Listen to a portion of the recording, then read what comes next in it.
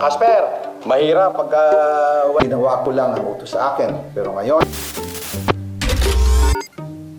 Wah! Ano to? Mga alien? Saklolo! Alien agad? Di ba pwedeng time traveler? Wah!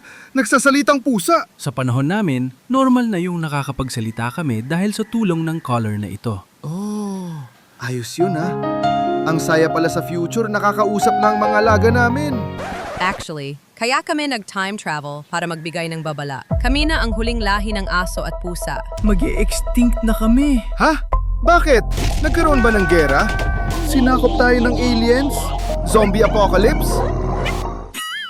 Mauubos kami dahil sa kagagawan nyo. Kagagawan namin? Uy, teka. Anong kinalaman ko dyan? Dahil pinapakain nyo kami ng junk food. Hindi totoo yan. Cat food ang pinapakain ko kay Mingming. Ay grabe, ang tamad namang mag-isip ng pangalan nito. Ano ka mo? Wala.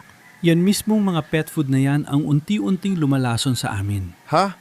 Itong kibbles? Kami pong mga aso ay facultative carnivores. Pwede kami sa konting gulay, pero primarily, dapat meat eater pa rin kami. Mas lalo kami. Obligate carnivore kaming mga pusa. Designed ang katawan namin para sa meat only. Pag kulang, nagkakasakit kami. Pero ang tagal na nilang kumakain yan ha. Okay naman sila. Mukha lang okay sa ngayon, pero long term, pinaiiksi nyo buhay namin. Kidney, liver, heart, eyes, lahat pwedeng masira. Malnourished, weak, sakit dito, sakit doon, yan ang future namin. Pero hindi ko naman kaya bumili ng purong karne palagi. Mamumulubi naman ako. Kung mahal mo ang alaga mo, wag mong baratin. Di ka na nga nag-effort mag-isip ng magandang pangalan. Ha? At isa pa, mura lang sa Maxivit ang premium raw meat pet food. Umorder ka na, bago pa kami mag-proceed sa Plan B. Anong plan B?